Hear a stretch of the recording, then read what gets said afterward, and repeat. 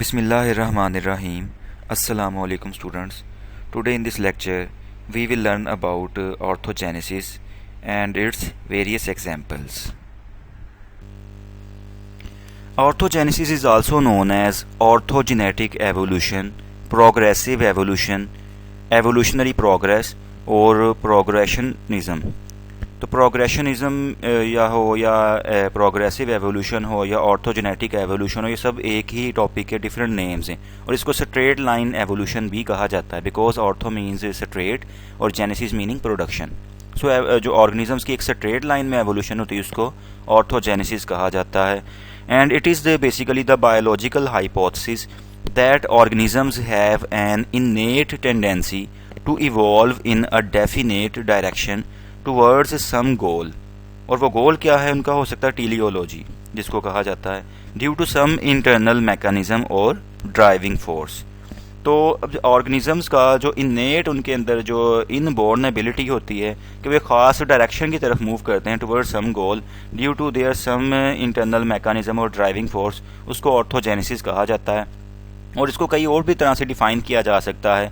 इसकी दूसरी डेफिनेशन ये आप देख सकते हैं कि the observed tendency of a part or organ to change progressively in size is called orthogenesis or evolution in a straight line. यानी इसको और भी तरह से अगर हम डिफ़ाइन करें तो हम कह सकते हैं कि variation has a momentum that forces a lineage to evolve in a direction that is not always adaptive. तो अक्सर ऐसे होता है कि वेरिएशंस जो ऑर्गेनिजम्स में होती हैं उनमें जो एवोल्यूशनरी प्रोसेस हो रहा होता है तो उससे ज़रूरी नहीं कि जो वेरिएशंस आएँ वो ऑर्गेनिजम्स के लिए अडेप्टिव ही हों या ऑर्गेनिजम्स के लिए बेटर हों. तो अक्सर वो वेरिएशन जो है डिलीटेरियस हो सकती हैं जिससे ऑर्गेनिजम्स को नुकसान हो जाता है. तो the theory of orthogenesis which was originally proposed by Eimer, Theodor Eimer ने इसको 1897 में सबसे पहले इस थ्योरी को प्रपोज किया था, lays stress upon the fact shown by many examples of evolutionary trends which are gradually directed and proceeding along a straight line course. तो अब यहाँ पे भी आप नीचे एग्जांपल देख सकते हैं कि ऑर्थोजेनेसिस में और ब्रांचिंग फाइलोजनी में क्या डिफरेंस है. तो ऑर्थोजेनेसिस में आप देख सकते हैं कि स्पीशीज़ 1 जो है वो स्पीशीज़ 2 में जो है वो इवॉल्व हुई, स्पीशीज़ 2 से स्पीशीज़ 3, स्पीशीज़ 3 से स्पीशीज़ 4, और ये बिल्कुल एक स्ट्रेट लाइन एवोल्यूशन हो रही है. जबकि दूसरी तरफ ब्रांचिंग फाइलोजनी में अगर आप देखें तो इसमें आप स्पीशीज़ 1 को देख सकते हैं कि वो ब्रांच में स्पीशीज़ यानी कि 1 जो है वो स्पीशीज़ 1 यहाँ पे आप इस तरफ बनी है, फिर स्पीशीज़ 2 से आगे जो है फर्दर जो है वो डिफरेंट स्पीशीज़ जो है वो इवॉल्व हो रही हैं. यानी डायरेक्शन जो है उसकी एक स्ट्रेट लाइन में एवोल्यूशन नहीं आप देख रहे हैं इस केस के अंदर. तो अब इसमें आप टर्म ब्रांचिंग फाइलोजनी देख सकते हैं. तो फाइलोजनी क्या होता है? Phylogeny is the history of the evolution of a species और अ ग्रुप. यानी किसी भी स्पीशीज़ की जो एवोल्यूशनरी हिस्ट्री होती है या किसी ग्रुप की, उसको फाइलोजनी कहा जाता है. तो यहाँ पे आप उसकी एवोल्यूशनरी हिस्ट्री देख रहे हैं कि स्पीशीज़ 1 से कैसे वो इवॉल्व होते होते यहाँ तक पहुँची हैं. जबकि दूसरी तरफ अगर आप देखें तो यहाँ पे एक स्ट्रेट लाइन में एवोल्यूशन हो रही है स्पीशीज़ की, बिल्कुल एक ख़ास डायरेक्शन की तरफ. तो इसी इसको क्या कहते हैं? Orthogenesis. Now if we talk about the history of orthogenesis, तो ऑर्थोजेनेसिस जो टर्म है इसको 1893 में विलहेल्म हैक ने मुतारिफ़ करवाया था और 5 साल के बाद थियोडर आइमर ने इसको जो है पॉपुलराइज़ करवाया था, यानी इसकी डेफिनेशन भी की थी और इसको ये टर्म काफ़ी मशहूर तब हो चुकी हुई थी.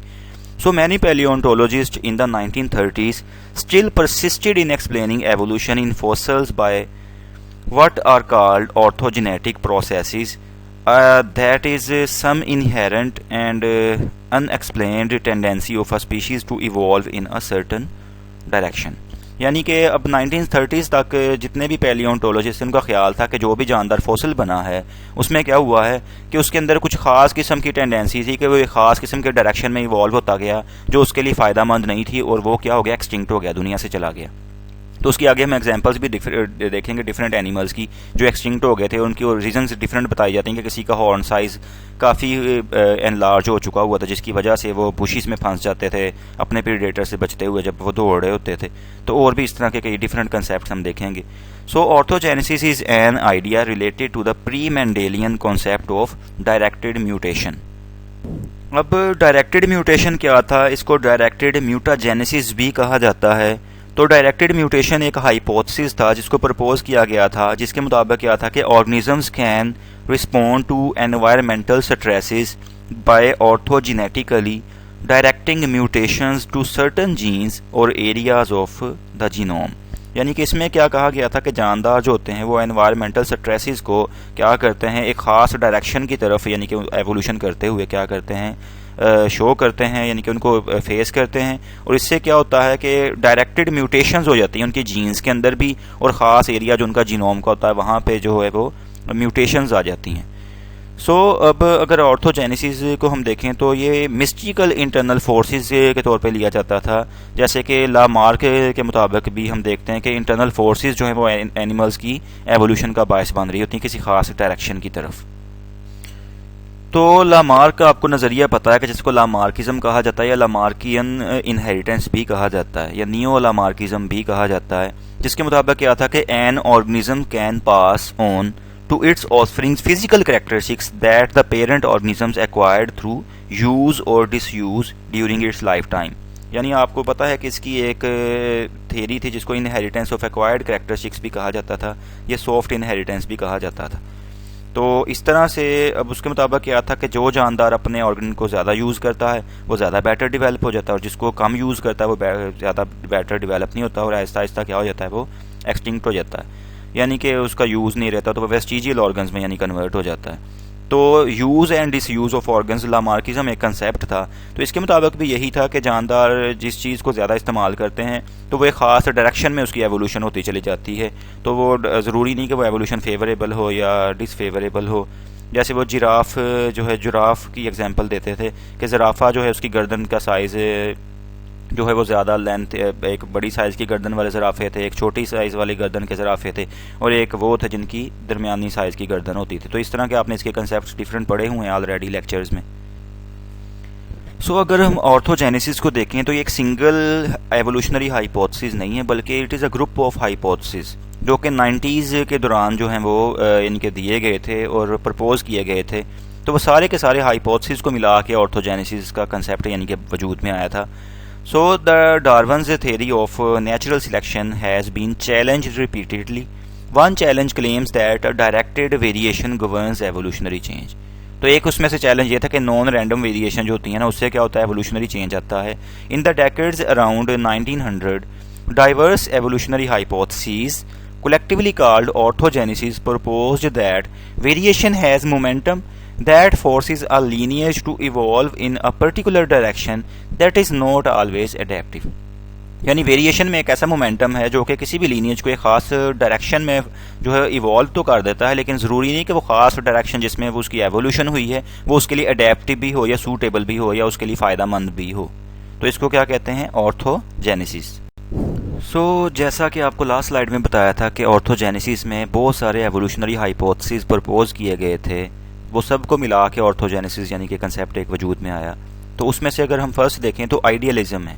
तो आइडियलिज्म में क्या कहा जाता था कि only perfect forms exist, no evolution. तो परफेक्ट फॉर्म्स ही जानदारों की दुनिया में पाई जाती हैं, कोई एवोल्यूशन वगैरह नहीं होती। तो इसको आइडियलिज्म के नाम से कंसेप्ट को पेश किया गया था। इसी तरह से दूसरा जो कंसेप्ट था वो था थीस्टिक एवोल्यूशन, यानी डिवाइनली कंट्रोल है कि खुदा की तरफ से एक कोई सुपर नेचुरल पावर है जो कंट्रोल कर रही होती है जानदारों को। तो उसमें डिवाइनली कंट्रोल में आ जाता है फिर पहला लामार्किज्म। तो लामार्क का जो कंसेप्ट था use and disuse effects inherited. तो यानी कि जो यूज़ और डिसयूज़ ऑफ ऑर्गन्स होगा तो उसमें से जिस ऑर्गन को ज़्यादा यूज़ किया जाएगा वो ज़्यादा बेटर डेवलप होगा, और ये क्या होगा कि ये आगे इनहेरिट भी करेगा। लेकिन ऐसा पॉसिबल नहीं था, ये बाद में फिर पता चल गया था, ये कंसेप्ट भी रिजेक्ट हो गया था। इसी तरह से अगर दूसरा कंसेप्ट हम देखें तो वाइटलिज्म है।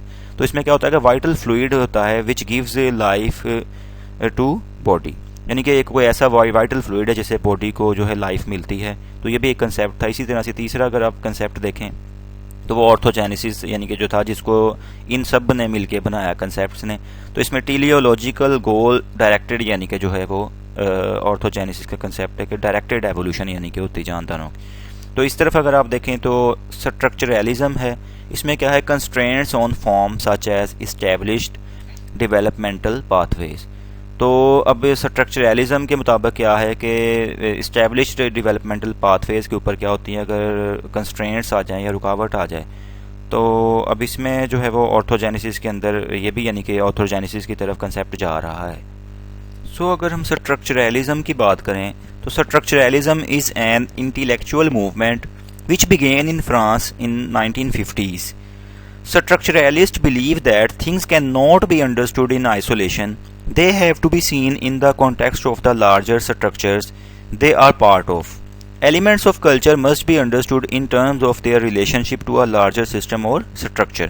यानी स्ट्रक्चरलिज्म क्या कहती है, इसके मुताबिक क्या है कि आप किसी भी चीज़ को जो है आइसोलेशन में या अकेले नहीं समझ सकते, आपको इसके ब्रॉडर कॉन्टेक्स्ट में देखना पड़ेगा कि ये किस हिस्से चीज़ का हिस्सा या किसी कौन सी लार्जर स्ट्रक्चर का ये पार्ट है. तो इस तरह से आप किसी चीज़ को अंडरस्टैंड कर सकते हैं.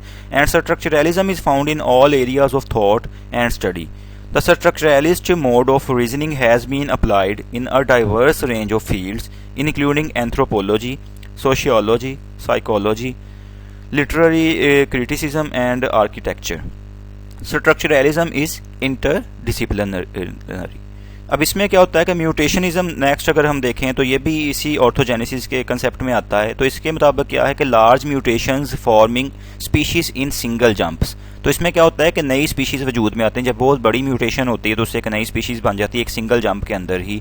तो ये म्यूटेशनिज्म का एक कंसेप्ट था जिसने आगे फर्दर ऑर्थोजेनेसिस को यानी कि दिया है. तो आप यहाँ पे देख सकते हैं कि थीस्टिक एवोल्यूशन में लामार्किज्म था, वाइटलिज्म था, फिर स्ट्रक्चरलिज्म और म्यूटेशनिज्म, और इसके अलावा भी बेशुमार हैं जिन्होंने ऑर्थोजेनेसिस कंसेप्ट को एमर्ज किया या प्रपोज किया. तो आगे म्यूटेशनिज्म के आगे फिर मॉडर्न सेंसिस या नियो डार्विनिज्म है या डार्विनियन एवोल्यूशन है. ये आपको ऑलरेडी पता है, इसका हमारे कंसेप्ट से नहीं, इससे ताल्लुक इस टॉपिक से. तो आप इसमें देख सकते हैं कि ये डिफरेंट कंसेप्ट थे जिन्होंने ऑर्थोजेनेसिस कंसेप्ट को प्रपोज किया, यानी डायरेक्टेड एवोल्यूशन के बारे में डिटेल फराहम की. Now in this slide we will discuss about the most popular example of orthogenesis, which is the extinct Irish elk. Extinct Irish elk का साइंटिफिक नेम जो है वो मेगैलोसीरस जाइगेंटियस है, और ये जाइंट डियर भी इसको कहा जाता है या आयरिश डियर भी कहा जाता है. And it is the extinct species of deer in the genus Megaloceros, and it is considered as one of the largest deer that ever lived. And its range extended across Eurasia during the Pleistocene from Ireland to Siberia. तो ये Europe और Asia तक ये पाए जाते थे, और ये प्लेस्टोसीन जो था उस ज़माने में ये होते थे फ्रॉम आयरलैंड टू साइबेरिया. और इसका जो रीसेंट फॉसल था वो इसकी रिमेन्स को जो डेट बैक किया गया है कार्बन डेटिंग के ज़रिए, वो बताया गया कि तकरीबन दे वर अबाउट 7700 ईयर्स अगो. तो साइबेरिया के अंदर से यानी कि इसके रीसेंट रिमेन्स जो हैं वो कलेक्ट किए गए, उनको कार्बन डेट करके उनकी एज जो है मालूम की गई, वो तकरीबन 7700 ईयर्स अगो है. यानी 7700 साल पुराने जो हैं इसके फॉसल्स जो हैं वो देखे गए हैं साइबेरिया से, यानी जो रिसेंटली अभी देखे गए हैं. इसी तरह से अब अगर हम एक्सटिंक्ट आयरिश एल्क को देखें तो ये ऑर्थोजेनेसिस की क्यों बेस्ट एग्जांपल है, क्योंकि इसमें क्या हुआ है कि वेरिएशंस जो हैं इसके, जो अगर आप यहाँ पे एंटलर्स को देखें तो इसके अंदर जो है वो वेरिएशन आई है. यानी इसका साइज़ अगर देखें तो आप काफ़ी लार्ज इसके एंटलर्स का साइज़ होता चला गया. यानी जो नेचुरल सिलेक्शन थी वो इसके साइज़ को जो था लार्जर होने से ना रोक सकी, वो लार्ज ही होता चला गया with the passage of time. तो उससे क्या हुआ, अल्टीमेटली ये डिक्लाइन कर गए. इसकी और भी रीजंस बताई जाती हैं इनके एक्सटिंक्शन की, कि शायद इनका फॉरेज जो है वो चेंज हो गया था, या इनका मिनरल मेटाबॉलिज्म जो था वो उसको जो प्रोसेस करने का जो मैकेनिज्म था वो चेंज हो चुका हुआ था इनके अंदर. तो यानी डिफरेंट उसकी रीजंस तो और भी हैं, लेकिन मेजर रीज़न यही बताई जाती है कि इनका जो एंटलर साइज़ था वो काफ़ी बड़ा हो चुका हुआ था, जिसकी वजह से ये बुशिस में फंस जाते थे जब इनका प्रेडेटर इनको जो है वो इनके पीछे भाग रहा होता था. तो ये अपने आप को बचाने के लिए जब दौड़ते थे तो ये बुशिस में लार्जर एंटलर्स के होने की वजह से फंस जाते थे, और अल्टीमेटली फिर इनको कैप्चर कर लिया जाता था. तो इस तरह से इनकी नस्ल जो है वो ख़त्म हो गई या मादूम हो गई दुनिया से. अगर अब यहाँ पे देखें तो newly produced variation was considered biased towards increasing the size of their antlers. यानी इनके अंदर ऐसी वेरिएशंस आए जिसमें इनका एंटलर साइज इंक्रीज करता चला गया, जो कि सेक्सुअल सिलेक्शन में तो इंपॉर्टेंट था, यानी कि मेट को अट्रैक्ट करने के लिए तो अच्छा था, लेकिन उसका दूसरा नुकसान क्या हुआ कि लार्जर एंटलर साइज होने की वजह से क्या होता था, ये बुशिस में फंस जाते थे, ट्रैप कर जाते थे, thereby generating an evolutionary momentum for producing larger antlers. Natural selection was considered ineffective at stopping the antlers eventually from becoming so large that they forced the Irish elk into extinction. अब उससे क्या हुआ कि natural selection भी antler size को इतना ज़्यादा बड़ा होने से ना रोक सकी, जिससे क्या हुआ ये एक्सटिंक्ट हो गए. Orthogenesis explained apparently non-adaptive evolutionary trends. तो इसमें ज़ाहरी तौर पे ऐसे एवोल्यूशनरी ट्रेंड्स हम देखते हैं जो कि नॉन अडेप्टिव होते हैं। जैसे अब यहाँ पे आप देख लें तो ये, हालांकि एवोल्यूशन तो हुई है, स्ट्रेट लाइन एवोल्यूशन हुई है, लेकिन ये एवोल्यूशन इसके लिए फ़ायदेमंद नहीं हुई है। That forced species into decline, जिससे वो स्पीशी ही डिक्लाइन कर गई। Subsequent genetic research on the nature of variation however has rejected the genetic predictions of orthogenesis. तो जो बाद में इसके ऊपर रिसर्च की गई, जेनेटिक रिसर्च वेरिएशन के ऊपर, यानी कि नेचर ऑफ वेरिएशन के ऊपर, तो पता चला कि इसमें ये नहीं होता है कि जेनेटिकली जो है ये वेरिएशन ट्रांसमिट होती हैं from one generation to the other generation.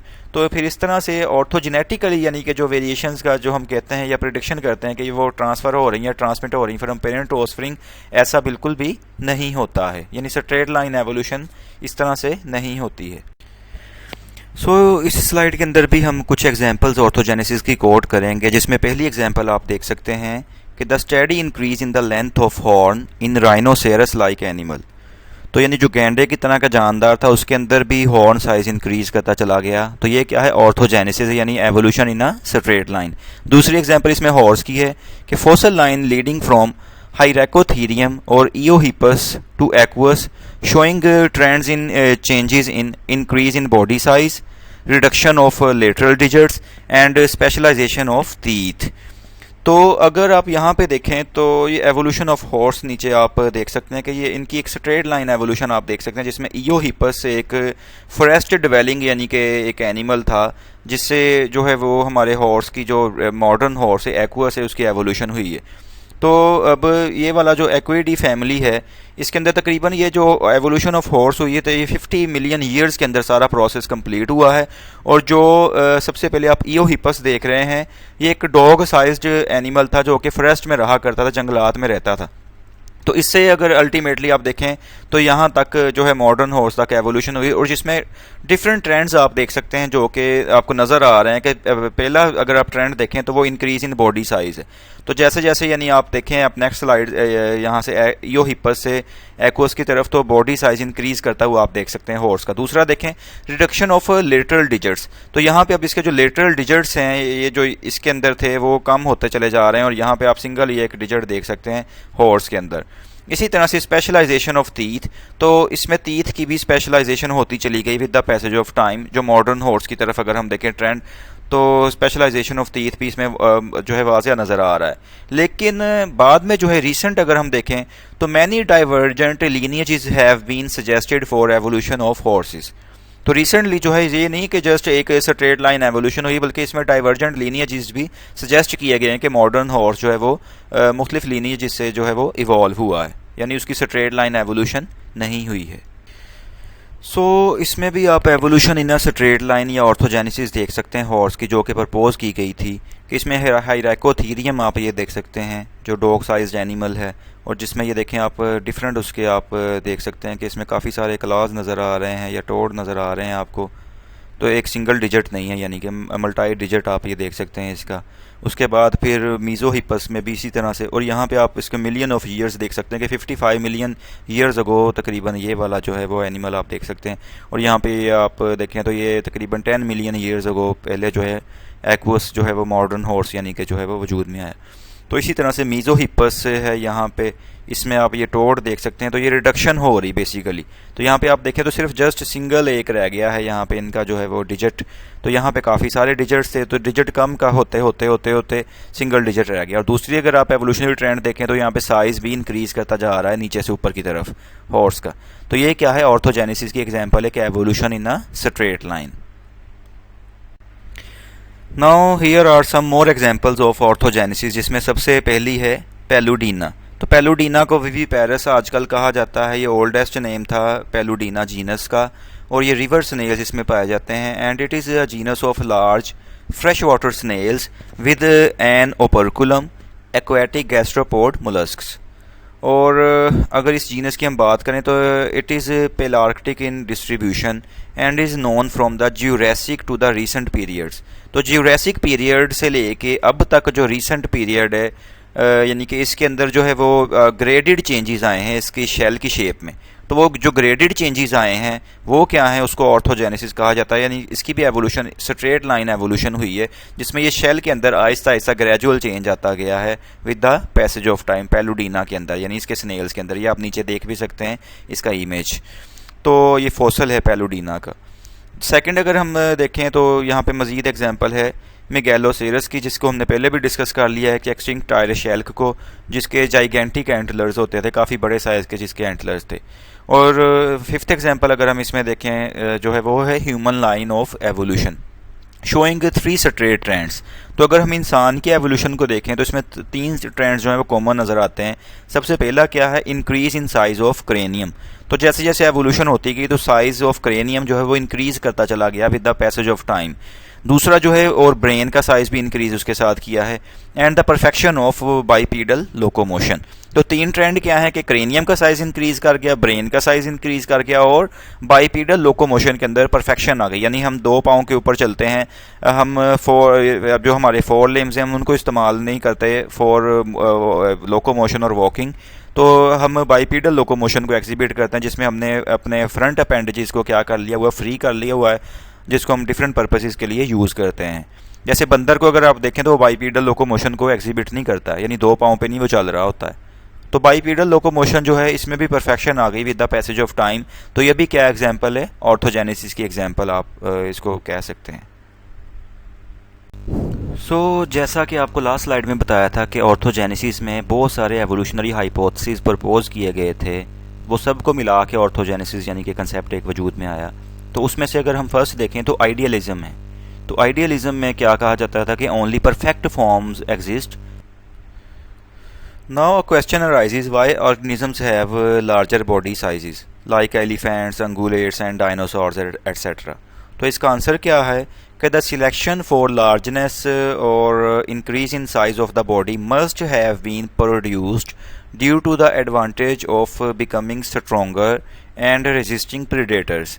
तो इसका फ़ायदा क्या था कि क्यों जानदारों ने अपना साइज़ इंक्रीज़ कर लिया, ताकि वो ज़्यादा से ज़्यादा स्ट्रॉन्ग हो सकें और अपने प्रेडेटर को रेजिस्ट कर सकें। जैसे एलिफेंट्स आप एग्जांपल ले सकते हैं, अंगुलेट्स की, यहाँ पे आप ये अंगुलेट्स देख सकते हैं, जिसमें आप जुराफ और ज़ेब्रा और डिफरेंट एनिमल्स आप यहाँ पे देख सकते हैं जो अंगुलेट्स यानी सुम्बदार जानवर जो होते हैं वो इसमें आप देख सकते हैं। और ये एलिफेंट्स हैं, और इसी तरफ आप ये डायनासोर देख सकते हैं। तो ये इनका बॉडी साइज़ लार्जर होने की रीज़न क्या बताई जाती है, ताकि ये ज़्यादा से ज़्यादा स्ट्रॉन्ग हो सकते और अपने प्रेडेटर के खिलाफ रेजिस्टेंस शो कर सकते। So the natural selection operating in this manner is sometimes called ortho selection. तो ऐसी नेचुरल सिलेक्शन जो एक ख़ास डायरेक्शन में एनिमल्स की जो एवोल्यूशन का बायस बने, उसको ऑर्थो सिलेक्शन या स्ट्रेट सिलेक्शन भी कहा जा सकता है। Nair has differentiated the two terms orthogenesis and orthoselection as follows। अब नायर ने 1985 में ऑर्थोजेनेसिस को और ऑर्थोसिलेक्शन को डिफरेंट तरह से यानी इंट्रोड्यूस करवाया। उसके मुताबिक क्या था, according to orthoselection the change is dependent upon the constancy of the favouring environmental opportunity. तो ऑर्थो सिलेक्शन में क्या होता है कि जो चेंज होता है वो डिपेंड किस चीज़ पे करता है कि एनवायरमेंटल अपॉर्चुनिटी के ऊपर जो है वो कॉन्स्टेंसी के साथ वो डिपेंड कर रहा होता है। यानी कि जितना एनवायरमेंटल अपॉर्चुनिटीज़ होंगी उसके मुताबिक जो है वो फेवर करेगी चेंज उसको, तो इस तरह से ऑर्थो सिलेक्शन भी होती चली जाएगी। इन एनवायरमेंटल अपॉर्चुनिटीज़ का फ़ायदा लेने के लिए जो है वो ऐसी सिलेक्शन होगी जिसको ऑर्थो सिलेक्शन कहा जाएगा। However, orthogenesis may involve straight line progress, which may even go beyond even after the selection has passed its useful stage। यानी ये नहीं होगा कि ऑर्थोजेनेसिस में जस्ट यूज़फुल स्टेज तक ही एवोल्यूशन हो, बल्कि हमने जैसे पहले डिस्कस किया था कि अक्सर ऐसे होता है कि एवोल्यूशनरी ट्रेंड्स ऐसे हो जाते हैं जिसमें नेचुरल सिलेक्शन जो है वो ऑर्गेनिजम्स के लिए फ़ायदा मंद नहीं होती बल्कि नुकसानदेह हो जाती है। उसको जानदार को फ़ायदा नहीं हो रहा होता बल्कि वो अल्टीमेटली उसकी एक्सटिंक्शन का बायस बन जाती है। यानी ऑर्थोजेनेसिस में ये नहीं होगा कि जस्ट यूज़फुल स्टेज तक ही सिलेक्शन ऑपरेट करे, बल्कि उसके बाद भी ऑपरेट कर सकती है। वो ऑर्गेनिजम्स के लिए डिलीटेरियस भी हो सकती है, हार्मफुल भी हो सकती है। जबकि यहाँ पे अगर हम ऑर्थो सिलेक्शन में देखें तो एनवायरमेंटल अपॉर्चुनिटीज़ जो हैं उसको ऑब्टेन करने के लिए जो है वो सिलेक्शन होगी और वो फेवरेबल सिलेक्शन होगी, तो वो ऑर्थो सिलेक्शन होगी। यानी ऑर्थो सिलेक्शन फेवरेबल है और ऑर्थोजेनेसिस में भी फेवरेबल और may not be favourable to the organism. हम ये इस तरह से कह सकते हैं, डिफाइन इसको कर सकते हैं।